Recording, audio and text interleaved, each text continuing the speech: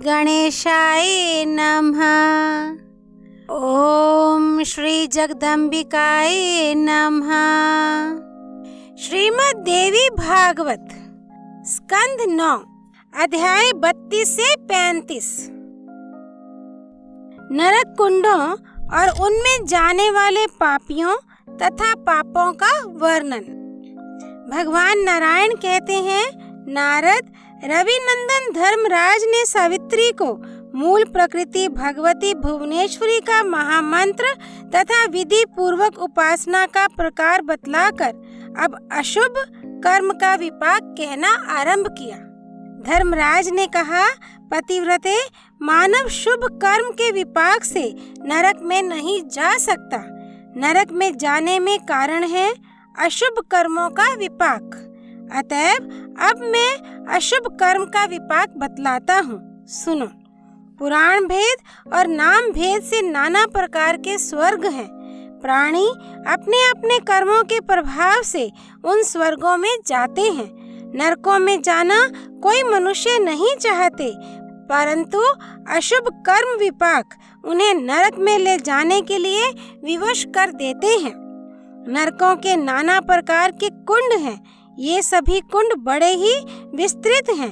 पापियों को दुख का भोग कराना ही इन कुंडों का प्रयोजन है।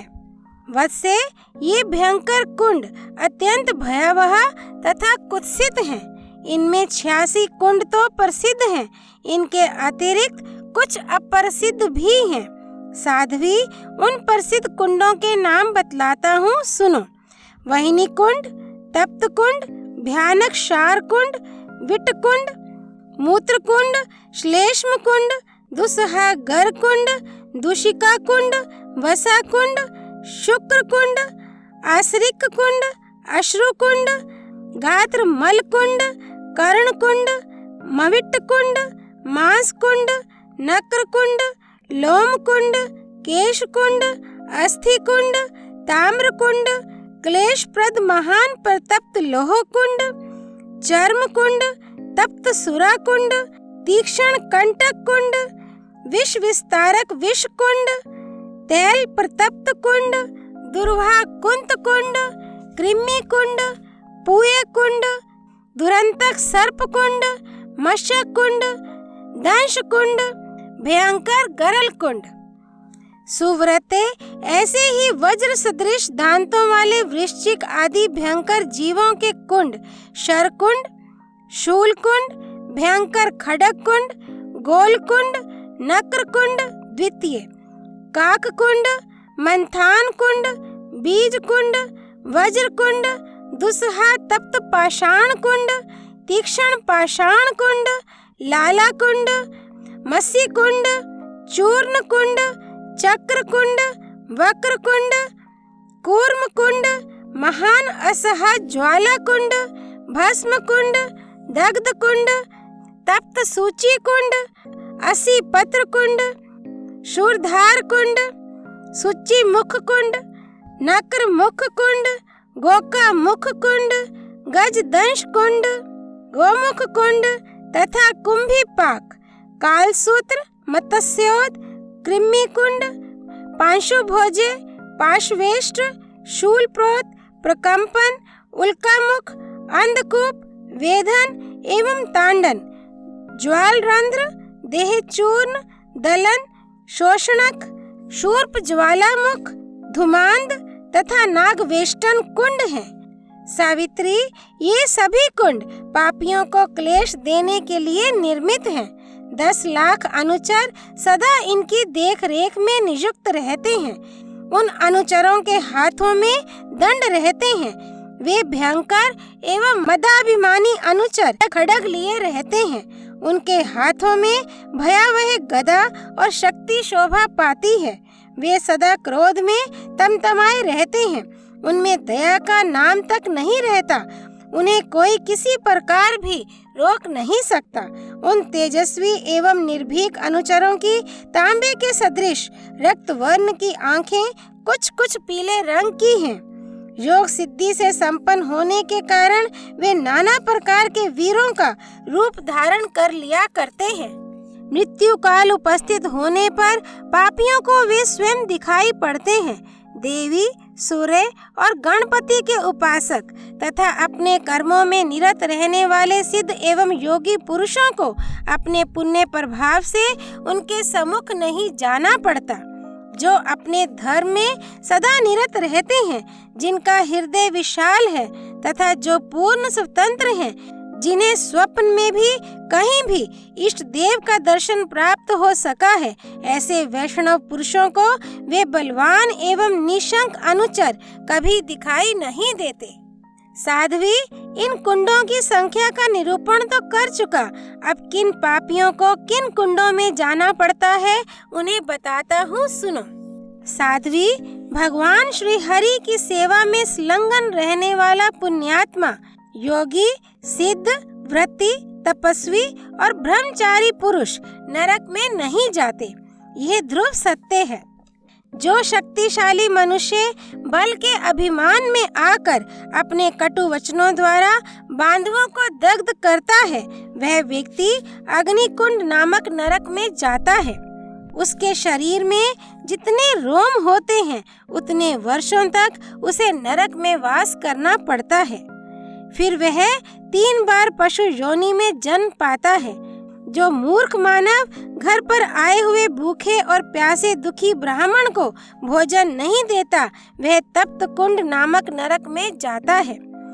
दुखप्रद नरक में वास करने के पश्चात 7 जन्मों तक वह पक्षी होता है। जो मनुष्य रविवार, सूर्य संक्रांति, अमावस्या और श्राद्ध के दिन वस्त्रों को क्षार पदार्थ से धोता है, उसे क्षार कुंड में जाना पड़ता है। जो अधम मानव मूल प्रकृति भगवती जगदम्बा, वेद, शास्त्र, पुराण, ब्रह्मा, विष्णु, शिव, गौरी तथा सरस्वती आदि देवियों की सदा निंदा करते हैं, वे सभी उन अत्यंत भयंकर कुंडों में जाते हैं, जिनसे बढ़कर दुखदायी दूसरा कोई कुंड होगा ही नहीं। उन कुंडों में दीर्घ काल तक रहने के पश्चात पुनः सर्प योनि में उनकी उत्पत्ति होती है। अपने अथवा दूसरे द्वारा उपलब्ध हुई ब्राह्मण और देवताओं की वृत्ति को छीनने वाला व्यक्ति विट्टकुंड नामक नरक में जाता है। पुनः पृथ्वी पर आकर वह विष्ठा के कीड़े की योनि में रहता है। जो दूसरों के तड़ाग में बिना उसकी आज्ञा लिए तड़ाग निर्माण कराता है, तड़ाग बनवाने का झूठा यश लेता है तथा जो वहाँ मूत्र आदि का उत्सर्ग करता है, ऐसा व्यक्ति उस दोष के कारण मूत्र कुंड नामक नरक में जाता है। उसे वहाँ वे ही मूत्रादि अपवित्र वस्तुएं भोजन के लिए मिलती हैं। पुनः भारतवर्ष में वह बैल होकर रहता है। मधुर पदार्थ को अकेले ही खा जाने वाला व्यक्ति श्लेष्म कुंड नामक नरक में जाता है। तत्पश्चात वह प्रेत बनता है। जो माता पिता, गुरु, स्त्री, पुत्र पुत्री अथवा अनाथ का भरण पोषण नहीं करता, वह गरल विष कुंड नामक नरक में जाता है और खाने के लिए उसे विष ही मिलता है। तत्पश्चात वह भूत योनि में जाता है। जो मनुष्य अतिथि को क्रोध भरे नेत्रों से देखता है, उस पापी के दिए हुए जल को पितर और देवता ग्रहण नहीं करते, जिसके द्वारा ब्रह्म हत्या जैसे घोर पाप बन जाते हैं, तो इनके फलस्वरूप प्राणी दूषिका कुंड नामक नरक में जाता है। वहाँ दूषित पदार्थ भोजन करके रहना पड़ता है। फिर भूत की योनि में रहने के पश्चात वह पवित्र होता है। यदि ब्राह्मण को दी हुई वस्तु फिर दूसरे को दे दी जाए, तो उस दूषित कर्म के प्रभाव से दाता को वसा कुंड नामक नरक में जाना पड़ता है। तदनंतर 7 जन्मों तक उसे गिरगिट होना पड़ता है। जो स्त्री पर पुरुष से अथवा पुरुष पराई स्त्री से अवैध संबंध करता है, वह शुक्र कुंड नामक नरक में जाता है। उसमें कीट योनि में जन्म पाता है। तत्पश्चात वह शुद्ध होता है। जो गुरु अथवा ब्राह्मण को मारकर उनके शरीर से रक्त बहा देता है, उसे आश्रिक कुंड नामक नरक की प्राप्ति होती है। उसमें रहकर वह रक्तपान करता है। तदनंतर 7 जन्मों तक बाघ होता है। फिर मानव योनि में जन्म पाता है। भगवत गुणगान करने वाले भक्त को देखकर खेद पूर्वक जिसकी आंखों से आंसू गिरने लगते हैं तथा भगवान श्री कृष्ण के गुण संबंधी संगीत के अवसर पर जो अनुचित रूप से उपहास करता है, वह मानव 100 वर्षों तक अश्रु कुंड नामक नरक में वास करता है। भोजन के लिए उसे अश्रु ही मिलते हैं। तत्पश्चात 3 जन्मों तक चांडाल की योनि में उसका जन्म होता है, तब वह शुद्ध होता है। जो मनुष्य सुहृद के साथ निरंतर शठता का व्यवहार करता है, वह गात्रमल कुंड नामक नरक में जाता है। उसके बाद उसे 3 जन्मों तक गधे की तथा 3 जन्मों तक श्रृगाल की योनि प्राप्त होती है। तत्पश्चात वह शुद्ध होता है। जो बहरे को देखकर हंसता और अभिमानवश उसकी निंदा करता है, उसका कर्णविट नामक नरक कुंड में वास होता है और वहां उसे कानों की मैल भोजन के लिए मिलती है। फिर परम दरिद्र होकर जन्म लेता है और उसके कानों में सुनने की शक्ति नहीं रहती। जो मनुष्य लोभवश अपने भरण पोषण के लिए प्राणियों की हिंसा करता है, वह बहुत दीर्घ काल तक मज्जा कुंड नामक नरक में स्थान पाता है। वहाँ मज्जा ही उसे भोजन के लिए मिलती है। इसके बाद वह खरगोश की योनि में जन्म पाता है। फिर 7 जन्मों में मछली का जीवन व्यतीत करता है। 3 जन्मों में सुअर और 7 जन्मों में मुर्गा होता है। फिर कर्मों के प्रभाव से उसे मृग आदि योनियां प्राप्त होती हैं। तदनंतर वह शुद्ध होता है। जो अपनी कन्या को पाल पोस कर उसे बेचता है, वह अर्थलोभी महान मूर्ख मानव मांस कुंड नामक नरक में जाता है। कन्या का मांस ही उसे भोजन के लिए मिलता है। मेरे अनुचर उसे डंडों से पीटते हैं। मांस और रक्त का भार मस्तक पर उठाकर वह ढोता रहता है। तदनंतर वह पापी जन्म पाकर कन्या की विष्ठा का कीड़ा होता है। पश्चात 7 जन्मों तक वधिक होता है। उसे 3 जन्म तक सुअर और 7 जन्मों तक मुर्गे की योनि मिलती है। फिर उसे मेंढक, जोंक और कौवे की योनि मिलती है। तत्पश्चात वह शुद्ध हो जाता है। जो मनुष्य व्रतों, श्राद्धों और उपवास के अवसर पर शौर कर्म कराता है, वह संपूर्ण कर्मों के लिए अपवित्र माना जाता है। साध्वी ऐसा करने वाला व्यक्ति नख कुंड में स्थान पाता है। जो मानव विष्णुपद नामक तीर्थ में पितरों को पिंड नहीं देता है, वह अस्थि कुंड नामक नरक में वास पाता है। फिर मानव जन्म पाकर वह लंगड़ा होता है। महान दरिद्रता के कारण अनेक स्थानों पर भटकने के बाद उसकी शुद्धि हो जाती है। जो महामूर्ख मानव अपनी गर्भवती स्त्री से शारीरिक सेवा चाहता है, वह जलते हुए ताम्र कुंड नामक नरक में वास पाता है। कायर तथा सद्य ऋतु सनाता का अन्न खाने वाला व्यक्ति जलते हुए लोह कुंड नामक नरक में रहता है। इसके बाद उसे रज्जक की योनि और कौवे की योनि प्राप्त होती है। जो चाम छूकर बिना हाथ धोए देव द्रव्य का स्पर्श करता है, वह चर्म कुंड नामक नरक में वास करता है। जो बिना निमंत्रण मिले शूद्र के घर जाकर उसका अन्न खाता है, वह ब्राह्मण तप्तसुर नामक नरक कुंड में स्थान पाता है। जो कठोर वचन कहकर सदा स्वामी को कष्ट पहुंचाता है, वह तीक्ष्ण कंटक नामक नरक कुंड में कंटक भोजी बनकर वास करता है। मेरे दूत उसे दंड से कष्ट पहुंचाते हैं। जो निर्दयी व्यक्ति प्राणी को विष देकर मार डालता है, वह 1000 वर्षों तक विष भोजी होकर विष कुंड में रहता है। फिर 7 जन्मों तक नरघाती अर्थात जल्लाद होता है। 7 जन्मों में कोढ़ी होता है। उसके प्रत्येक अंग में फोड़े फुंसियां कष्ट देती हैं। तत्पश्चात उसकी शुद्धि होती है। जो पुण्य क्षेत्र भारतवर्ष में जन्म पाकर बैल जोतने वाला व्यक्ति डंडे से बैल को स्वयं मारता है अथवा भृत्य द्वारा मरवाता है, वह तप्त तैल नामक नरक कुंड में रहता है। उस बैल के शरीर में जितने रोवे होते हैं, उतने वर्षों तक उसे बैल होकर कष्ट भोगना पड़ता है। साध्वी, जो निर्दयी व्यक्ति भाले से अथवा आग में संतप्त किए गए लोहे से अवहेलना पूर्वक प्राणी की हिंसा करता है, वह युगों तक कुंत कुंड नामक नरक में स्थान पाता है। इसके बाद मानव योनि में जन्म पाकर उदर रोग से दुखी होता है। यों जो मांस खाता तथा इष्ट देवता को अर्पण किए बिना भोजन करता है, वह मांस लोभी नीच द्विज कृमि कुंड नामक नरक में जाता है। उसे आहार के रूप में मांस उपलब्ध होता है। तदुपरांत 3 जन्मों तक मलेच्छ की योनि मिलती है। कृष्ण सर्प को तथा जिसके मस्तक पर कमल का चिन्ह हो, ऐसे सर्प को जो मारता है, वह मानव सर्प कुंड नामक नरक का अधिकारी होता है। उसे वहाँ सर्प काटते हैं। सर्प का विष उसे खाना पड़ता है।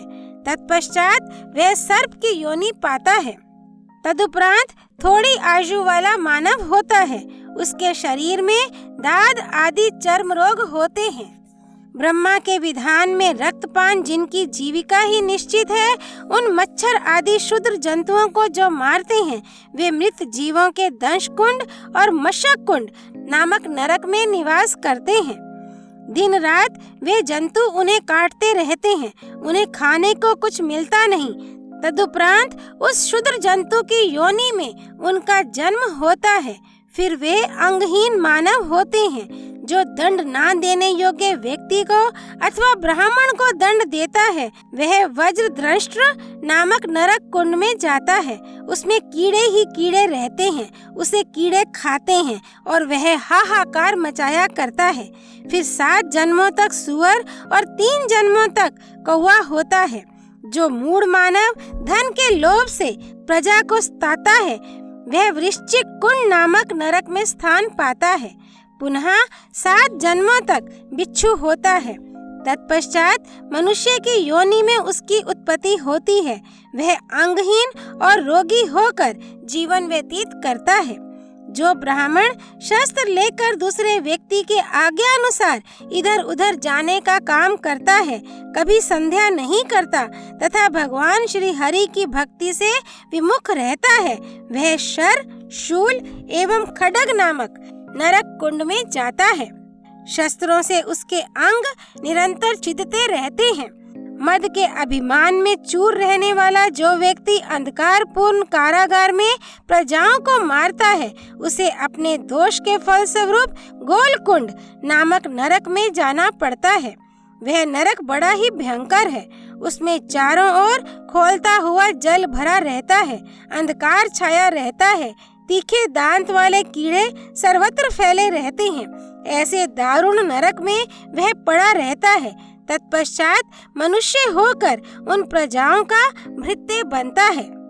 सरोवर से निकले हुए नक्र आदि जलचर जीवों को जो मारता है, वह नक्र कुंड नामक नरक में जाता है। जो मनुष्य पुण्य क्षेत्र भारतवर्ष में आकर काम भाव से पर स्त्री के वक्षस्थल, श्रोणी, स्तन एवं मुख देखता है, वह काक कुंड नामक नरक में वास करता है। जो मूढ़ मानव भारतवर्ष में जन्म पाकर देवता और ब्राह्मण का सुवर्ण चुराता है, वह मंथान कुंड नामक नरक में स्थान पाता है। मेरे दूत उसकी आंखों पर पट्टी बांधकर डंडों से उस पर प्रहार करते हैं। इसके बाद वह 3 जन्मों में नेत्रहीन तथा 7 जन्मों में दरिद्री होता है।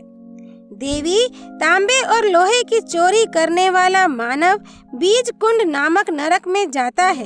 भारतवर्ष में जन्म पाकर देवताओं की प्रतिमा तथा देव संबंधी द्रव्य की चोरी करने वाला मानव दुस्तर वज्र कुंड नामक नरक में निश्चित रूप से वास करता है। तीखे वज्रों से उसका शरीर दग्ध सा होता रहता है। देवता और ब्राह्मण के रजत, गवै, दूध, दही आदि पदार्थ तथा तोते की चोरी करने वाला व्यक्ति तप्त पाषाण नामक नरक कुंड में स्थान पाता है, ये निश्चित है। फिर 3 जन्मों तक कछुआ, 3 जन्मों तक श्वेत कुष्ठी और 1 जन्म में कोड़ी, फिर उज्जवल पक्षी, इसके बाद अल्पायु मानव होता है। रक्त विकार और शूल रोग से उसे असहा पीड़ा सहनी पड़ती है। जो व्यक्ति ब्राह्मण और देवता के पीतल तथा कांसे के पात्र का अपहरण करता है वह तीक्ष्ण पाषाण कुंड में अपने रोम पर्यंत वर्षों तक स्थान पाता है। पुंश्चली तथा उसके द्रव्य से जीविका चलाने वाले व्यक्ति का जो अन्न खाता है वह लाला कुंड, जिसमें लार ही लार भरी रहती है, नरक में वास करता है। फिर नरक दुख भोगने के पश्चात मानव बनकर नेत्र रोग और शूल रोग से कष्ट पाता है। साध्वी जो ब्राह्मण तथा देवता के धान्य आदि से संपन्न खेती, तांबूल, आसन एवं शैया का अपहरण करता है वह पापी मानव चूर्ण कुंड नामक नरक में जाता है। चक्र एवं द्रव्य हरने वाला पापी व्यक्ति चक्र कुंड नामक नरक में वास करता है। उसे दंडों की मार सहनी पड़ती है। गौओं और ब्राह्मणों के प्रति क्रूर दृष्टि रखने वाला मानव दीर्घ काल तक वक्र कुंड नामक नरक में रहता है। तत्पश्चात 7 जन्मों तक टेढ़े शरीर वाला तथा अंगहीन मनुष्य बनता है। दरिद्रता उसे घेरे रहती है। घृत तथा तेल का अपहरण करने वाला पातकी ज्वाला कुंड तथा भस्म कुंड नामक नरक का अधिकारी होता है। जो मानव सुगंधित तेल, आंवला तथा अन्य भी किसी उत्तम गंध वाले द्रव्य का अपहरण करता है वह दग्ध कुंड संज्ञक नरक में रहकर रात दिन जलता है।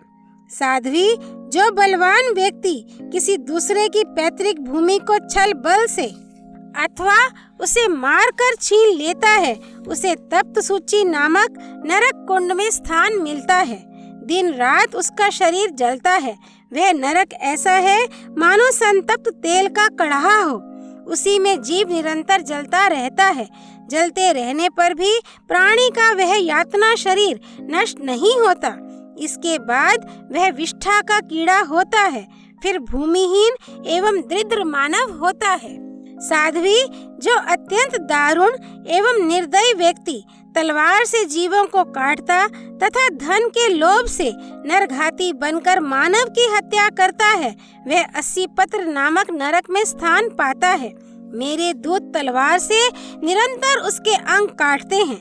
जब वह भोजन के अभाव में चिल्लाता है तब दूत उसे मारते हैं। फिर 7 जन्मों में मंथान नामक जंतु विशेष सुअर, मुर्गा, श्रृगाल और व्याघ्र तथा 3 जन्मों में भेड़िया एवं पुनः 7 जन्मों में मेंढक होता है। तत्पश्चात वह भारतवर्ष में भैंसे का शरीर पाता है। पतिव्रते ग्रामों और नगरों में आग लगाने वाला पापी मानव शूरधार संज्ञक नरक का अधिकारी होता है। 3 युगों तक उसमें रहता है और यमदूत उसके अंग को काटते रहते हैं। फिर उसे प्रेत की योनि मिल जाती है और मुंह से आग उगलता हुआ वह जगत में भ्रमण करता है। 7 जन्मों में अमेधे भोजी, कबूतर, महान शूल रोगी एवं गलित कुष्ठी मानव होता है। जो दूसरे की निंदा करता है, दूसरे के दोष जानने में उसकी विशेष सप्रिया रहती है तथा जो देवता एवं ब्राह्मण की निंदा करता है वह 3 युगों तक सुच्चीमुख नामक नरक में स्थान पाता है। सुच्ची में उसके सभी अंग छिद जाते हैं। फिर बिच्छू, सर्प, वज्रवीट तथा आग फैलाने वाले कीड़ों की योनियों में 7 जन्मों तक भटकता है। जो गृहस्थों के घर में सेंध लगाकर घुस जाता और भीतर पड़ी हुई वस्तुएं चुरा लेता है तथा गाय, बकरे और भेड़ों की भी चोरी करता है वह गोकामुख नामक नरक में जाता है। मेरे दूतों की मार खाते हुए 3 युगों तक उसे वहां रहना पड़ता है। साधारण वस्तु चुराने वाला व्यक्ति नक्रमुख संज्ञक नरक में जाता है।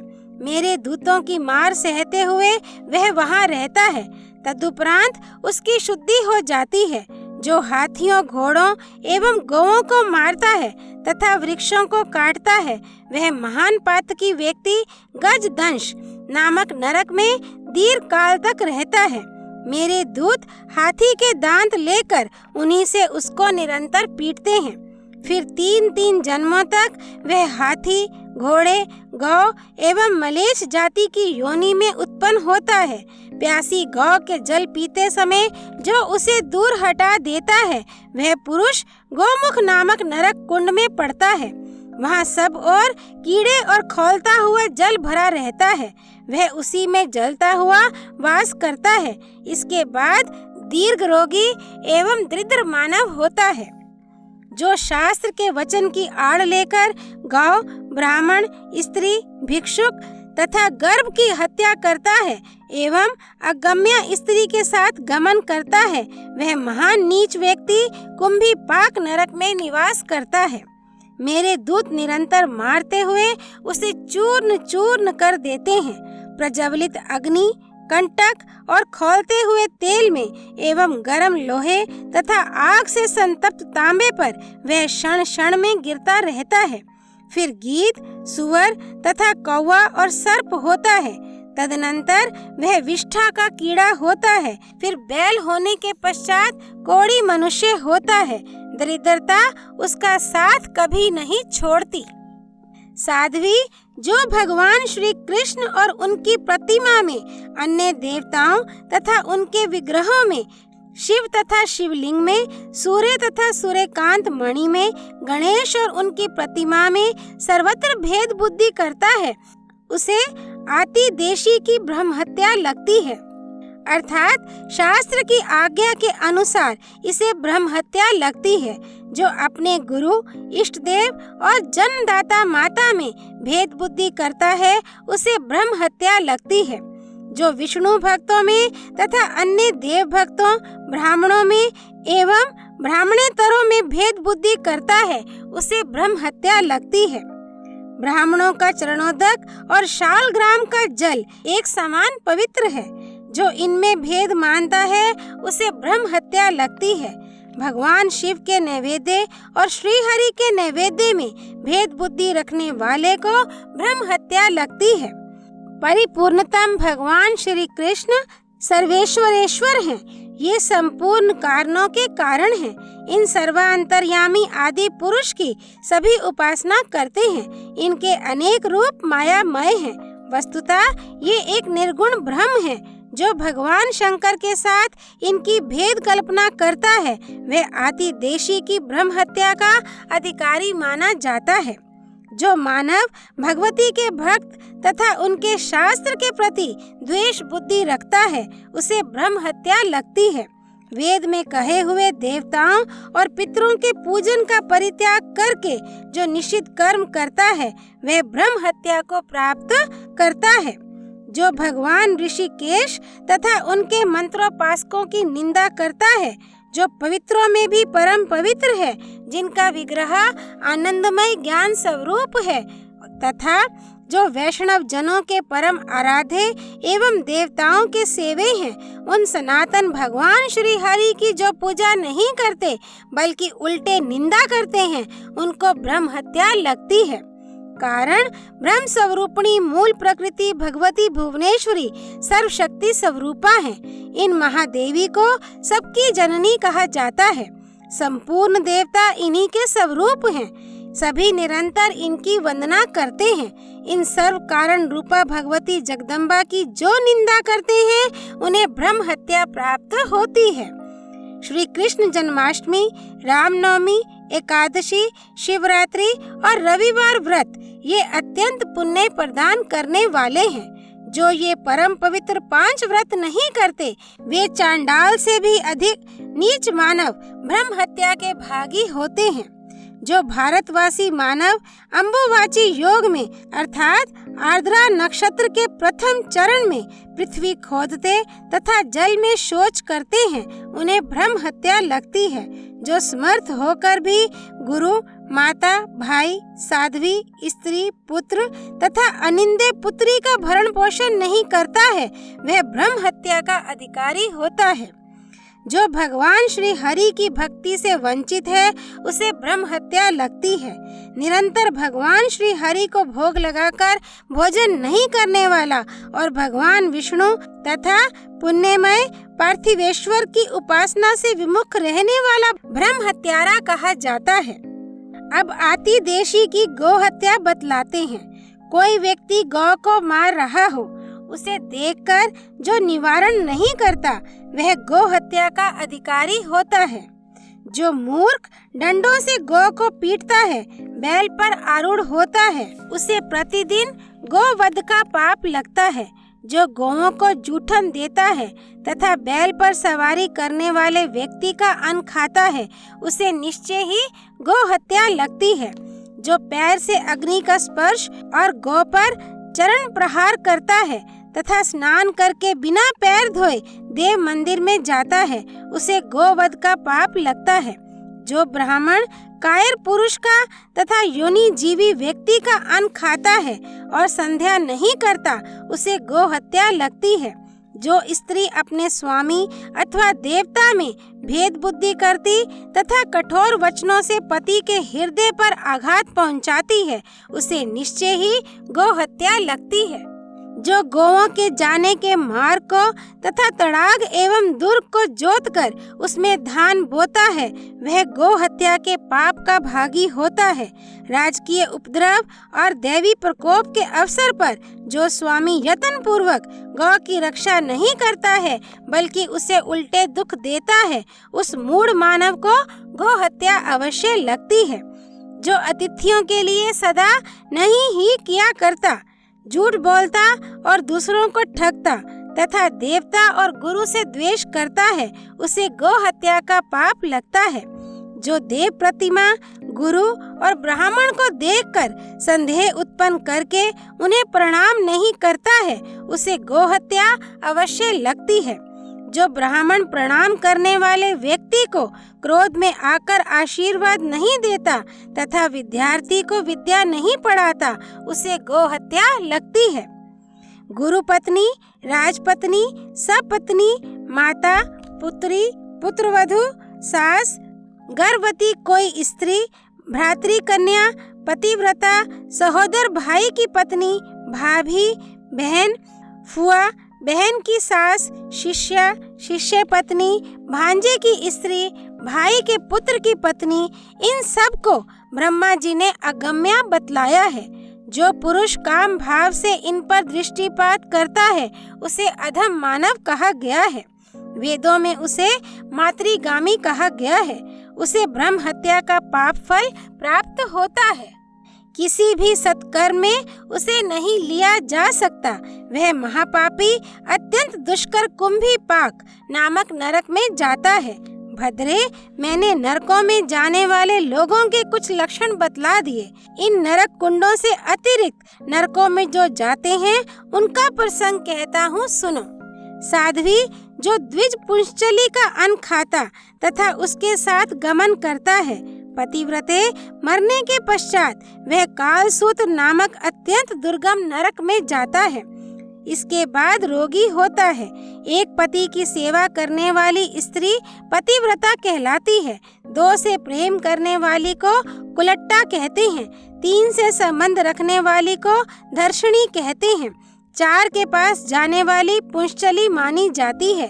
5 के साथ गमन करने वाली स्त्री की वेश्या संज्ञा होती है। 6 पति बनाने वाली पुंगी कहलाती है। इससे अधिक 7, 8 तथा चाहे जितने पुरुषों के पास जाने वाली स्त्री को महावेश्या कहते हैं। जो द्विज, कुलट्टा, धर्षणी, पुंश्चली, पुंगी, वेश्या अथवा महावेश्या के साथ गमन करता है, वह मत्स्योद नामक नरक में जाता है। यह निश्चित है।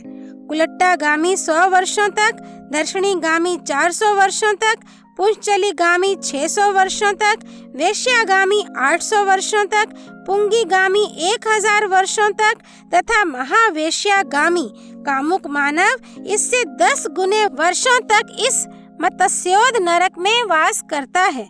यमदूत उस पर प्रहार करते हैं। फिर कुलट्टागामी तित्तिर, दर्शनीगामी कौवा, पुंश्चलीगामी कोयल, वेश्यागामी श्रृगाल, पुंगीगामी सुअर तथा महावेश्यागामी सेमल का वृक्ष होकर 7 जन्मों तक पाप का फल भोगते हैं। जो ज्ञानहीन मानव सूर्य ग्रहण अथवा चंद्र ग्रहण के समय भोजन करता है, वह अरुणतुद नामक नरक में जाता है। जितने अन्न के दाने खाता है उतने वर्षों तक उसे नरक में वास करना पड़ता है। इसके बाद वह उदर रोग से पीड़ित मानव होता है। फिर गुल्म रोगी, काना और दंतहीन होता है। जो अपनी कन्या का वागदान करके किसी दूसरे वर के साथ उसका विवाह करता है वह पांसु कुंड नामक नरक में स्थान पाता है। पांसु ही उसे भोजन के लिए मिलता है। साध्वी, उससे द्रव्य लेने वाला व्यक्ति पांसु वेश नामक नरक में निवास करता है। शयन करने के लिए उसे बाणों की शैया मिलती है। मेरे दूतों की मार भी खानी पड़ती है। जो कुतर्क द्वारा ब्राह्मण को चुप करा देता है तथा जिसके भय से ब्राह्मण कांपता है वह व्यक्ति प्रकंपन नामक नरक में वास करता है। जो स्त्री क्रोध भरे मुख से रोष पूर्वक अपने पति को देखती तथा कटु वचन कहती है वह उल्कामुख नामक नरक में जाती है।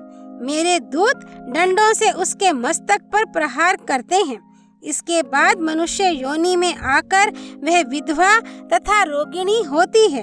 वेश्या को वेधन कुंड में, पुंगी को दंड ताड़न कुंड में, महावेश्या को जलरंध्र कुंड में, कुलट्टा को देह चूर्ण कुंड में, सवैरणी को दलन कुंड में तथा धर्षिणी को शोषण कुंड में यातना भोगने के लिए निवास करना पड़ता है।